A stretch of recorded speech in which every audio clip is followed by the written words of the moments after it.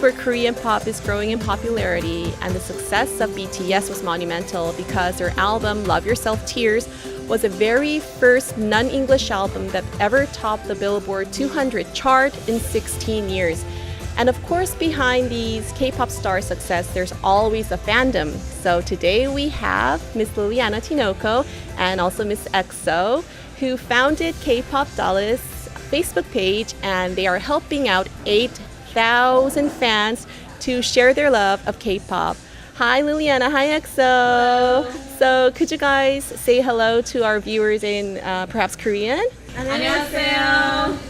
릴리입니다. 엑소입니다. Yeah, woo! So I'm pretty sure that our viewers are very excited to hear your story. So first, could you tell us about how you fell into K-pop? Where all it started. Did you have a lot of Asian friends, or do you have Asians in your family, perhaps? We want to listen about your story. So for me, the way I got into K-pop was actually through a friend. I met this person online, and out of nowhere, she just said, "Hey, you should see this video." So I went on Facebook. I went on YouTube, and I looked up the video, which was actually Big Bang's Last Farewell. And I fell in love with them. Okay, well, mine's a much more funnier story. And that was back in 2011. So when I clicked on that video, at first I was really shocked because it was totally different from what I would see in music-wise. And it caught me off guard, and I liked how it was so colorful, and it was like very like cheerful, and then like it had choreography, and it's just like, wow. And then ever since then, I was weirded out at first, but then after a while, I was like, I'm into this. Who is your favorite K-pop star? Okay. So my favorite K-pop star is actually a group of 6 boys who are now 5, sadly. But they're BAP. They were actually really popular around 2012 when they debuted, but they kind of went down a little bit, but I still love them with all my heart. Okay. I found JYJ, and then I looked into them more, and then I realized that their music was my type of style of music that I like. So then I didn't know that each of them had already debuted solo. So then I found Kim Junsu, Shia, and he's my ultimate favorite singer, inspiration, everything. So Facebook is a very effective way to share information, and their love about K-pop. But I think that it must have didn't look at the beginning. So how was back then when you started it, and after the booming growth? Can you tell me about that story? So in the beginning, I would say it wasn't as popping because we only had about 20 people, 100 people. And that was because people would Google K-pop in Dallas, and that's how they found our page. But after a while, as K-pop started growing, we went from 100 people to 1,000 people, and then 5,000, and now we're at 8,000. So in the beginning, it was really slow. It wasn't really that many. Even our meetups we used to have, we only had like 5 people show up. So it was, it changed a lot. But nowadays, last year we had a meetup, which was our last meetup from now, that we literally had to have a reservation type of like style because a lot of people were coming in, and like the places we reserved, it had like a capacity already, right? So then we went from like, less than 10 to, 120? 120? So this K-pop culture is about like sharing the same identity in this youth culture. So I want to hear more about the offline gatherings. Like I heard that you have also like K-pop contests and stuff like that. So yeah, tell us about that too as well. Most of our offline gatherings are meetups, or either even at like different events. For example, we have K-pop workshops, which is basically where they come, learn a dance or the chorus of the dance, and then show off to their friends. We have those, and those are usually at like conventions and stuff. Or we have the meetups, which is basically a gathering where we just talk, eat Korean food, and just make new friends. And we're trying to get more into the whole K-pop concert sort of deal. I guess I'll just talk about the K-pop World Festival in my perspective because I'm an MC. I'm one of the MCs. And I just think that like every single time, from the first one, I would see like these people, these shy K-pop fans, because it's not like something big that people would talk about. So when like the topic of K-pop and friends came about, it's like, oh yeah, I don't have that many friends and stuff like that. So like I'll just attend this, and then that's how like they meet.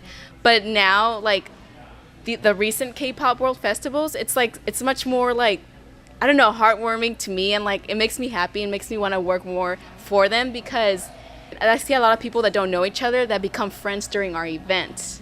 And that's like that's how they create more friendships and more like K-pop groups and like a lot of friends like that. I guess seeing like fans, K-pop fans gather together is like what really like makes me want to keep on doing this and working for the K-pop stuff. So I see that you guys are on the road a lot, like with the conferences and the events and everything. So do you have any like memorable moments that you want to share with us? Oh, do I? Okay, so we used to do K-pop concerts behind the scenes with one of our friends who used to be a company that would bring them. One of the most memorable moments from those concerts was when B1A4 came to Dallas. When we worked on our first concert as volunteers, it was Boyfriend, and they at the very end they had an autograph session.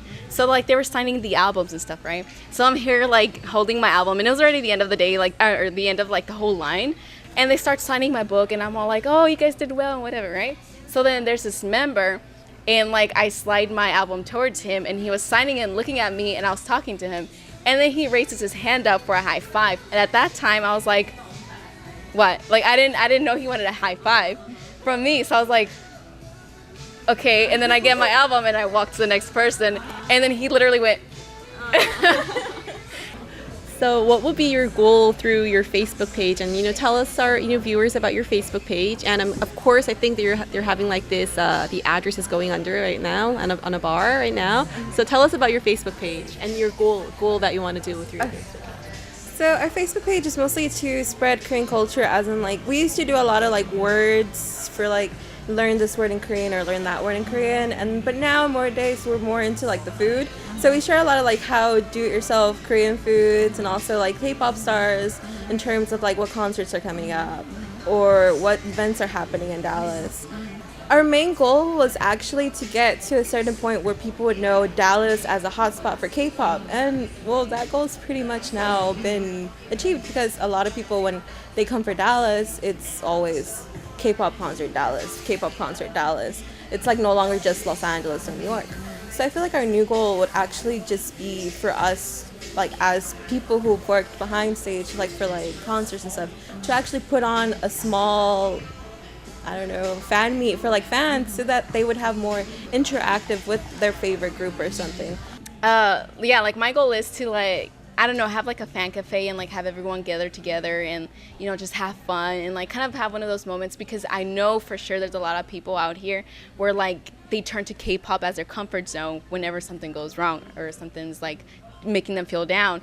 So this question moves on to how it was like before you like K-pop and after you like K-pop. So your perception about Korea, has it changed before you like K-pop, or after you actually became a huge fan of K-pop? I want to hear that story too.